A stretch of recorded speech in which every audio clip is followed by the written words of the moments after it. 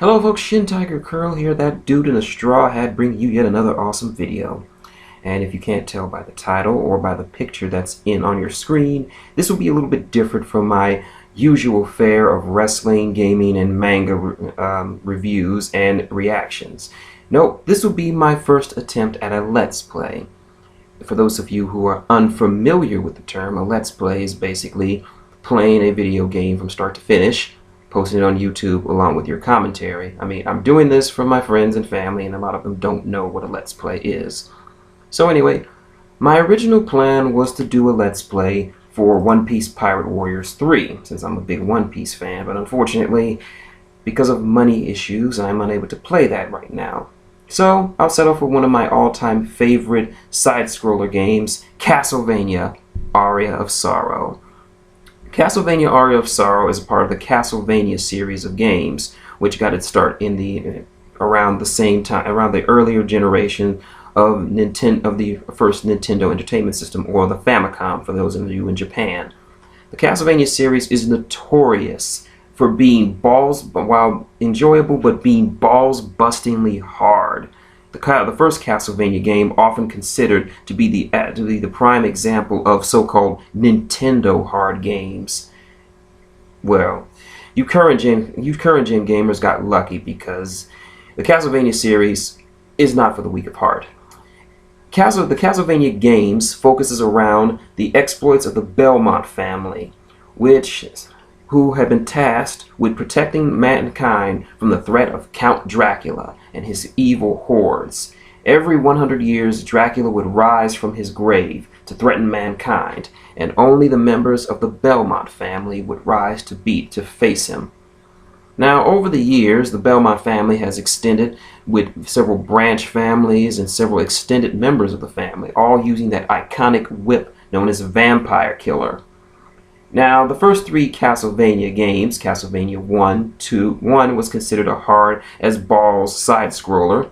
Castlevania 2, Simon's Quest, took a non-linear approach that would later be utilized in succeeding generations as the Metroidvania, with a not linear line of progression in which you have to journey across a massive map to get clues and as well as obtain pieces of Dracula. Now, the game itself was innovative in what it did. Unfortunately, the execution was somewhat lacking, what with terrible translations, very few clues on which way to go, and of course, we all know it, the final battle with Dracula is pathetically easy.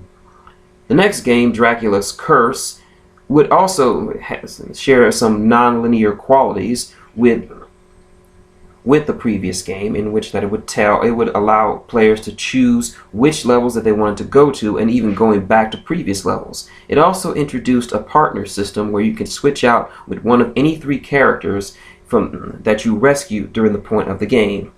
Now, I have very little experience with any or all three of these games, even though I did own a NES back in the day, but it really doesn't matter. The next big Castlevania game was Super Castlevania 4 for the SNES, which was basically a retelling of the first Castlevania game. Many consider this a masterpiece, mostly because of the tighter controls, fluid movements, and pretty much resolving all the issues with the previous Castlevania games, but still being balls-bustingly hard. For Americans, Super Castlevania 4 will be the last of the Castlevania games they would have for a good long while, but not counting the Genesis game, Castlevania Bloodlines. Well, in Japan, the TurboGrafx 16, it's a very big background Japan would see the release of Castlevania Rondo of Blood, or Dracula X, it's become known here in the States. It was a game made for the TurboGrafx, would be ported to the TurboGrafx 16, and unfortunately has yet to see a proper dub release. You can find it online easily, but unfortunately it's dubbed in German with Japanese subtitles. But the gameplay is simple enough that you can pick it up and play it at your leisure. Now, the real game changer would come in around 1996, I believe, with the release for the first game to be released on a 64-bit system, Castlevania Symphony of the Night. This was a masterpiece, not just in pretty much every regard. It would be the first Castlevania game where you would play as not a member of the Belmont family, but as Alucard, the half-vampire son of Count Dracula himself. The game is critically praised as not just one of the greatest Castlevania games ever made, but one of the greatest side-scroller games ever made. And it would be the first to fully employ a new type of gameplay style that succeeding Castlevania games would eventually employ, also known as called Metroidvania. This is called this for simply because of its similarities and inspiration from the popular side-scrolling platformer Metroid, hence why it's called that. It's a mixture of the two. And Symphony of the Night would be the first game to truly utilize the style of gameplay. Fast forward even further, and we go to the GBA generation with the release of three Game Boy Advance games. I'm trying to look it up. Castlevania Circle of the Moon and Castlevania Harmony of Dissidence. These games were hit and miss with the critics, but in comes this game, Castlevania ARIA of Sorrow. Sorry, I'm looking at my notes here. I'm just making sure I get everything right. Castlevania ARIA of Sorrow was released for the Game Boy Advance system in North America on May 6, 2003, and in Japan in May 8, 2003. Producer Kenji Igarashi, who led the production teams on the previous Castlevania titles, led the ARIA of Sorrow's development as well. Michiru Yamane also returned to compose the music alongside Takeshi Yoshida and Shinshiro Hokai. Director Junichi Marukami was a new director to the Castlevania series. Although Castlevania ARIA of Sorrow sold very poorly in Japan, selling only 27,000 units in nearly 1 month after its release, it was a commercial success in the US with more than 158,000 units sold in the 3 months since its release. It has been critically praised as not just the best Castlevania game on the Game Boy Advance, but also up there with Symphony of the Night as one of the greatest Castlevania games in the entire series. Konami released a sequel to ARIA of Sorrow called Dawn of Sorrow on August 25, 2005 in Japan. It incorporated many of the elements from its predecessors, including the Tactical Soul system. ARIA of Sorrow was re-released as part of Konami's Konami the Best line on November 3rd, 2005 in Japan, and in a dual pack with Harmony of Dissidence titled the Castlevania Double Pack in North America in January 11th, 2006. The reception for the game was pretty much unanimously high. Famitsu, for those who don't know, is one of the most respected and oldest video game magazines in the entire country of Japan, and notoriously strict when it comes to its games, gave ARIA of Sorrow a 36 out of 40, the highest game in the Castlevania series has ever received from that magazine. Nintendo Power rated it as the 22nd best game made for a Nintendo system in their top 200 games. In Japan, okay, we already know about that. It is the third installment of the trilogy of Castlevania games made for the GBA. Many reviewers noted the game's differences from its predecessors, with many considering it the definitive Castlevania game for the GBA. GameSpy noted that ARIA of Sorrow managed to get just about everything right as versus its competitors, and lauded it as, quote, the best portable Castlevania game yet created. RPG Van claimed that ARIA of Sorrow, quote, showcased the true art of game development, to adapt and change as necessary, yet remain consistent. RPG Gamer considered ARIA of Sorrow one of the best games ever created for the Game Boy Advance. In 2007, IGN ranked it as the second best Game Boy Advance game of all time.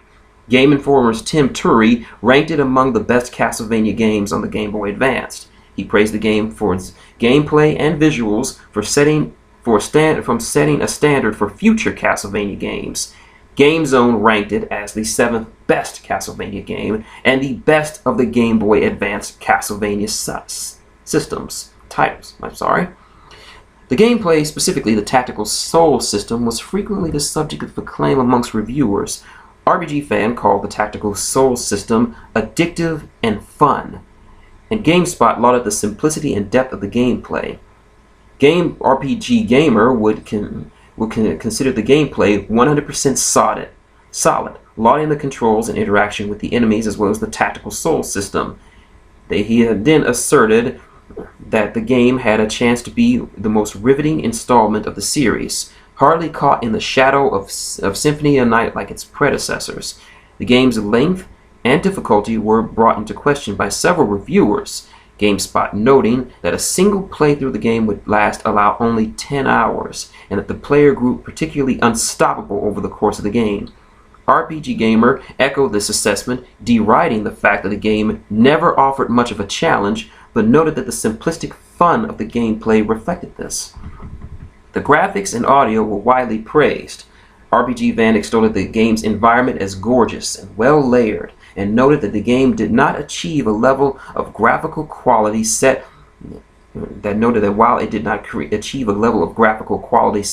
Symphony of the Night, it made a damn good attempt at it. GameSpy called the graphics crisp, clear, and colorful, with good animations with easily viewable sprites. They officially noted that the game's audio, a particularly lambasted feature of Harmony of Dissonance, was fitting and well composed. Prior to the game's release, IGN commented that the video game was pretty darn good.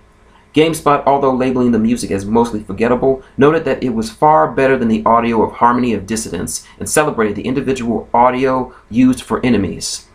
In the terms of storyline and characters, RPG Gamer welcomed the characters' depth and the emphasis placed on the personalities and development of characters, asserting that previous Castlevania games ignored the development of the supporting characters in exchange for concentrating on the protagonist.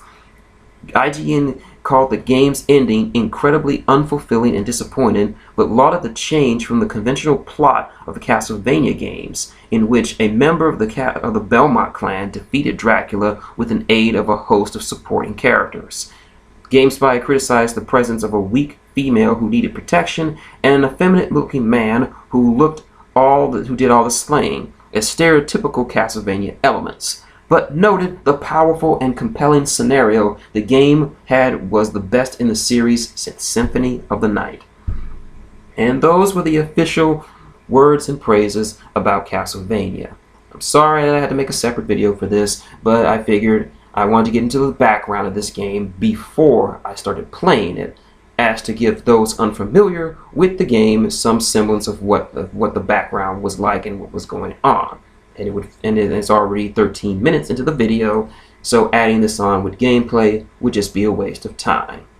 So, next time, I will begin my journey into the dark depths of Castle Dracula as I venture into the world of Castlevania, ARIA of Sorrow. So until the next time, it's shintigercurl, that dude in the straw hat, saying good day and get ready.